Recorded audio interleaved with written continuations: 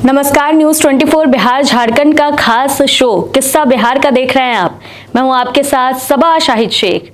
इस वक्त बिहार में जहां चुनावी तैयारियां तेज हैं, वहीं दूसरी तरफ सीटों को लेकर कहीं ना कहीं अभी से ही पेच फंसने लगा है। अगर बात महागठबंधन की जाए तो महागठबंधन की तरफ से जिस तरह से मुकेश सहनी ने सीटों की मांग रखी है, वाकई इसने राजनीतिक गलियारों में हलचलें तेज कर दी हैं। अब सवाल ये उठता है, क्या महागठबंधन की तरफ से मुकेश सहनी को उतनी सीटें दी जाएगी, और अगर नहीं दी जाती है तो उनका अगला कदम क्या होगा? चलिए इन्हीं तमाम बातों पर आज विस्तार से चर्चा कर लेते हैं। चर्चा के लिए हमारे साथ स्टूडियो में मौजूद हैं हमारे वरिष्ठ सहयोगी विजय शंकर जी। विजय शंकर जी, बहुत बहुत स्वागत है आपका। धन्यवाद जी। सबसे पहला सवाल तो यही है, जहाँ एक तरफ चुनावी तैयारियां तेज है, वही दूसरी तरफ सीटों को लेकर भी अंदर खाने हो बात चलने लगी है, साथ ही साथ बाहर भी अब लोग खुलकर बोलने लगे हैं सीटों की मांग को लेकर। क्या लगता है मुकेश सहनी का क्या बनने वाला है अब? देखिए, जो स्थिति महागठबंधन में मुकेश सहनी की है, उसी तरह की स्थिति एनडीए में चिराग पासवान को लेकर के भी है जी। मुकेश सहनी बहुत क्लियर कट कह रहे हैं कि हमें 60 सीटें चाहिए।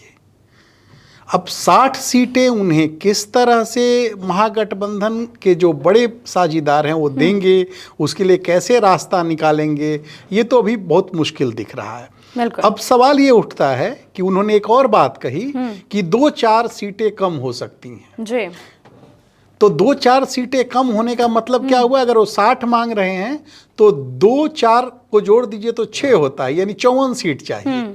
4 ऐसे भी माइनस कर दीजिए तो 50 सीट। कहने का मतलब कि मुकेश सहनी की वीआईपी 50 सीटों पर चुनाव लड़ने का मन बना रही है, एक तरह से अपनी तरफ से तैयार है।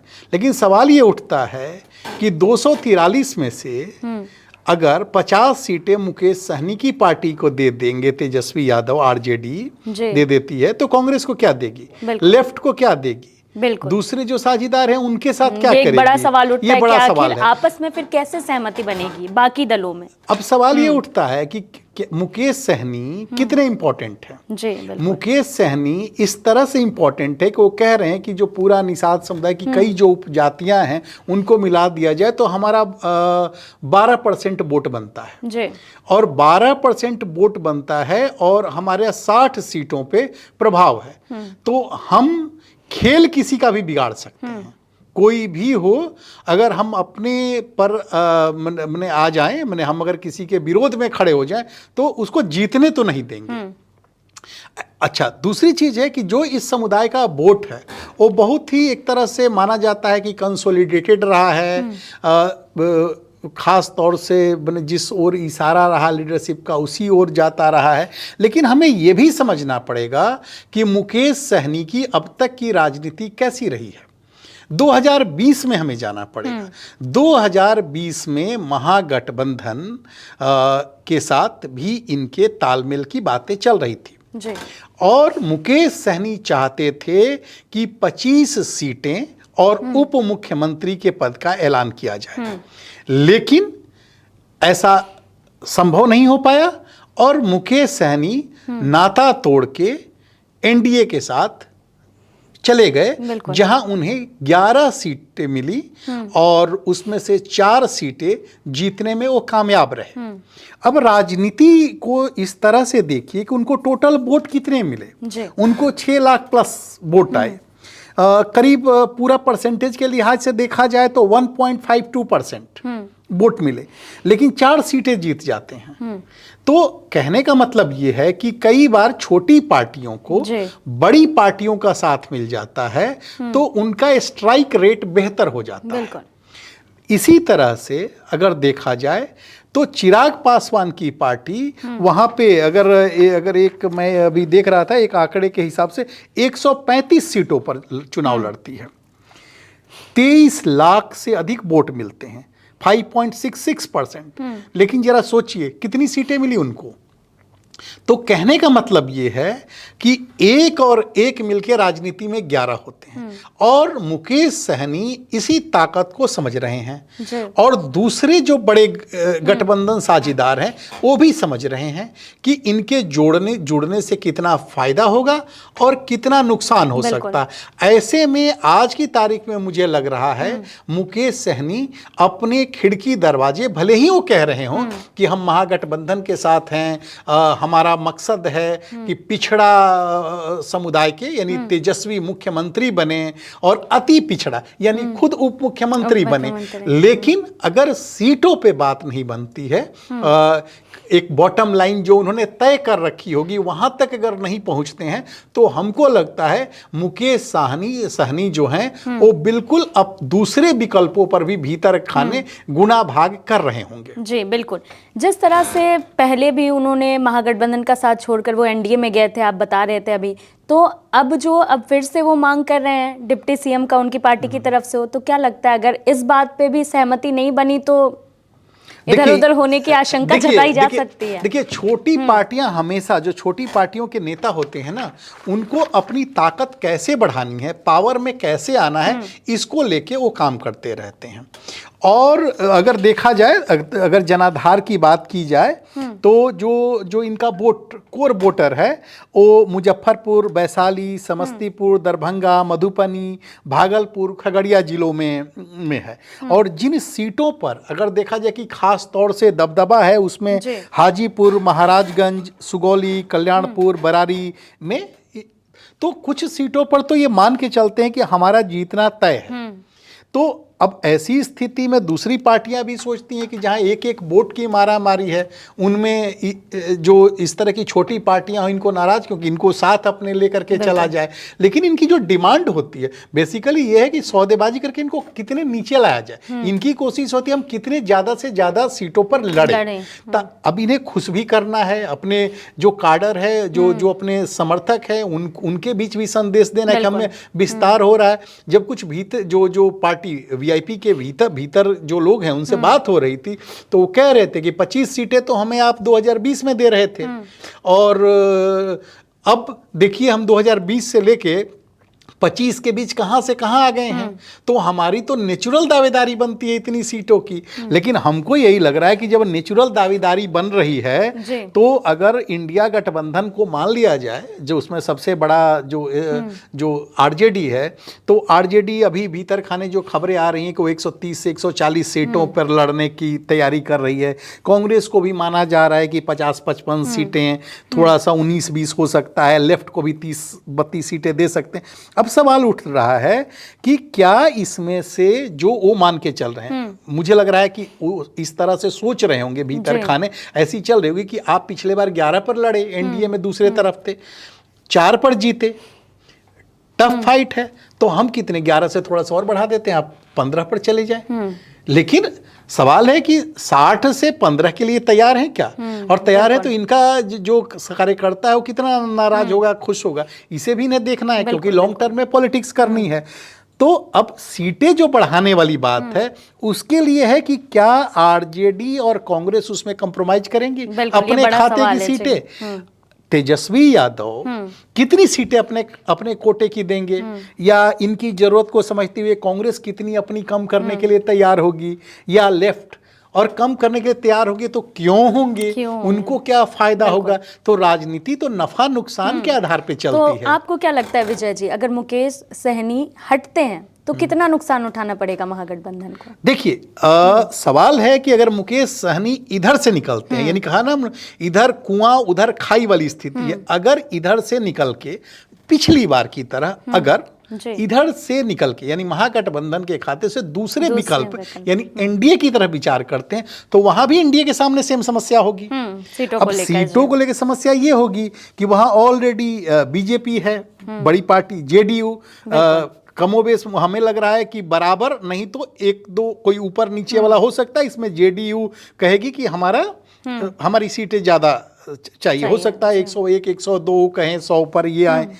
एलजेपी को लेकर वहां सेम स्थिति है, चिराग पासवान 60 सीटों पर लड़ने की बात कह रहे हैं, उनकी बॉटम लाइन कितनी होगी। वो कभी कभी कह रहे हैं कि हम 243 जो सीटें हैं जो बिहार की सभी सीटों पे लड़ेंगे। तो अब सवाल है कि अगर चिराग डाउन होते हैं, अगर मान लीजिए कि किसी कारणवश कुछ ऐसा होता है कि भाई चिराग की पार्टी, चिराग ने अपनी पार्टी को खड़ा किया है, एक फाइटर की तरह रहे हैं, तो कहीं ना कहीं उनके जो कार्यकर्ता हैं, जो चार्ज कार्यकर्ता हैं, उनकी भी उम्मीदें होगी। पिछले बार 135 सीटों पर उन्होंने उम्मीदवार उतारे, तो अगर सम्मानजनक सीटें नहीं मिली तो कार्यकर्ता क्या है, कार्यकर्ता धीरे से इधर उधर हो जाता है। और चिराग अभी केंद्र की राजनीति में तो फिट है ही। तो हो सकता है मे बी कि अगर चिराग को मनपसंद सीटें नहीं मिली जितना वो चाह रहे हैं, तो हो सकता है वो भी किसी और विकल्प पर, जो 243 की बात कर रहे हैं, उस रास्ते भी बढ़ जाए। क्योंकि पार्टी रहेगी, पार्टी की ताकत बढ़ेगी, तभी तो आगे कुछ करेंगे। तो कमोबेश अगर मान लीजिए जो मैंने कहा कि अगर चिराग इधर उधर होते हैं, अगर शब्द मैं इस्तेमाल कर रहा हूं, ऐसी स्थिति में हो सकता है कि मुकेश सहनी इधर एडजस्ट हो जाए। उनको पिछले बार 11 सीटें दी गई थी, इस बार भी हो सकता है उसके लिए तैयार हो जाए। उनको लगे कि हमारी स्ट्राइक रेट इधर ज़्यादा बेहतर होगी, हो सकता है, क्योंकि राजनीति संभावनाओं का खेल है और इसमें किसी भी पॉसिबिलिटी को खारिज नहीं किया जा सकता है। बिल्कुल कहते हैं ना जैसे क्रिकेट में कि आखिरी बॉल पे सारी चीजें कई बार तय होती हैं, तो यहाँ भी आखिरी वक्त में क्या होगा अभी कहना मुश्किल है। लेकिन ये जरूर है कि जो स्थिति इधर चिराग जिस तरह से आगे बढ़ने और विस्तार प्लान पर अपने लगे हुए हैं, उसी तरह से उधर मुकेश सहनी भी बिल्कुल टाइट है कि भाई हमें इतनी सीटें दे दो, इतनी हो जाओ। और कोई भी वोट बैंक जो है, मैंने कहते हैं ना कि एक 12% वो कह रहे हैं, लेकिन मान लीजिए कि 8-9% भी है, उसका कुछ हिस्सा भी अगर जुड़ जाता है, ट्रांसफर हो जाता है, तो एक बड़ी बात होगी, किसी गठबंधन के लिए बड़ी चीज होगी। और ये भी एक सच्चाई है कि वो एक इशारा भी कर चुके हैं पिछले हफ्ते, आपको याद होगा कि मैं अगर निषादों को आरक्षण दे देते हैं तो मैं प्रधानमंत्री मोदी के लिए जान दे दूंगा। तो कहीं ना कहीं इंडिकेशन तो है, और हो सकता है राजनीति में भीतर खाने बातें भी होती रहती हैं, हर दल बात करते रहते हैं। तो वो एक बहुत ही सुलझे हुए वो भी राजनेता हैं और जानते हैं कि किस तरह से अपने जो कार्यकर्ता हैं, जो वोटर हैं, उनको अपने साथ जोड़ा जाता है, राजनीतिक मंचों पर क्या बात करनी है, मीडिया के सामने क्या बात करनी है, अपनी बार्गेनिंग पावर को कैसे बढ़ाना है। तो ये इन चीजों में ये छोटे दलों के जो नेता होते हैं वो बहुत ही मैंने कहते हैं ना नाप तोल के आगे बढ़ते हैं। जी जी, ठीक है। वाइंड अप करने से पहले विजय जी एक किस्सा सुना दीजिए। किस्से में हमें लग रहा है कि तेजस्वी की आज हम लोगों ने बात की, तो तेजस्वी के माता पिता से जुड़ी हुई एक बात करते हैं, ठीक है। बात 1974 की है। बिहार में छात्र आंदोलन बिल्कुल बढ़ रहा था और उससे पहले ही लालू यादव की शादी हो चुकी थी रबड़ी देवी से, और 74 में ही बिहार में गौना की प्रथा है। शादी के 1-2 साल के बाद लोग करते हैं गौना, तो मैंने बेटी विदा होती है। तो पहली बार जब गौना करके राबड़ी देवी पहुंची तो 1974 की ही बात है। और ये एक छात्र नेता के रूप में बड़े उभर रहे थे, जेपी आंदोलन से जुड़े हुए ही थे। तो क्या हुआ कि इनकी पहली मुलाकात, कहते हैं ना देखा देखी मुलाकात, बातचीत राबड़ी देवी के साथ गौना पर जब वो फुलवरियाँ आई तब हुई।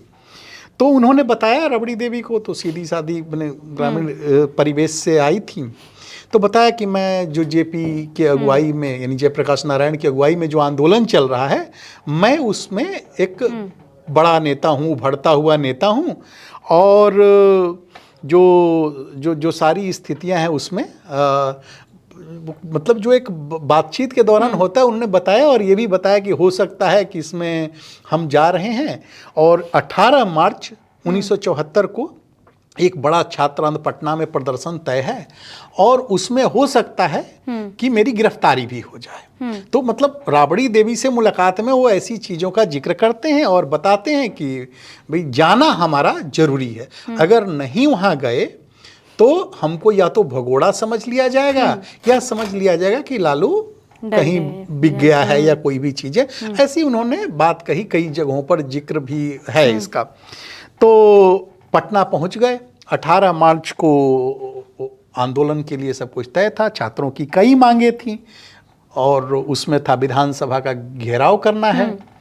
तो होता ये है कि विधानसभा के घेराव के लिए जो छात्र पहुंचते हैं और उस दिन 144 लगा होता है पटना में, और पहले लाठीचार्ज, आंसू गैस के गोले छोड़े जाते हैं, फायरिंग होती है। इस आंदोलन के बारे में बहुत सी कहानियां, बहुत सी चीज़ें हैं उस दौर की जो उस दौर के लोग बताते हैं।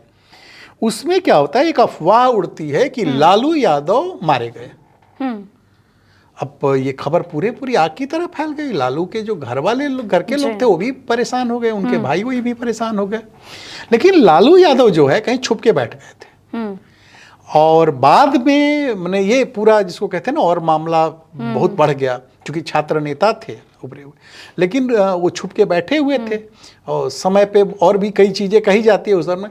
बाद में जब लालू कि जिंदा होने की खबर आई, सार्वजनिक की गई हुई पूरी तरीके से उसकी घोषणा हुई, उसके बाद मामला शांत हुआ। तो अब मतलब कहने का मतलब ये है कि सोचिए किसी की शादी हुई हो और उसके गौने पर पत्नी आई हो, तो पहली ही अपनी मुलाकात में वो क्या जिक्र कर रहा है, मैं जाऊंगा तो गिरफ्तार हो जाऊंगा। तो बेसिकली कहने का मतलब ये है कि लालू भी एक फाइटर की तरह ही निकल के बहुत संघर्ष से मैंने वो छात्र राजनीति से मुख्य धारा की राजनीति, बिहार का मुख्यमंत्री, फिर राबड़ी का घरेलू जिम्मेदारियों से निकल के मुख्यमंत्री के पद पर पहुंचना, उनके बेटे और बेटी जो जिस तरह से हैं उससे इतर इनके भी संघर्ष की अद्भुत कहानी है। उसमें तमाम चीज़ों के बावजूद आप इसको माइनस प्लस कर दें, लेकिन जो सोशल जस्टिस और जो कहते हैं ना सोशल चर्निंग में जो लालू यादव का कंट्रीब्यूशन रहा या जो चीज़ें हैं उसको भी एक देखेंगे हम लोग किसी दिन, इस पर भी डिस्कस करेंगे, बात करेंगे, किया जाएगा। जी ठीक है विजय जी, बहुत बहुत शुक्रिया आपका हमारे साथ जुड़ने के लिए। धन्यवाद जी। दरअसल बिहार की राजनीति में अभी से ही सारे नेता अपना गुनागणित बिठाने में लगे हुए हैं। अब जिस तरह से मुकेश सहनी कहीं ना कहीं खुलकर अपनी बात रख रहे हैं और दूसरी तरफ एक इशारा भी दे रहे हैं, हालांकि इन सब का नतीजा क्या निकलेगा ये देखना बेहद ही दिलचस्प होगा। फिलहाल के लिए इतना ही। देखते रहिए News 24 बिहार झारखंड। नमस्कार।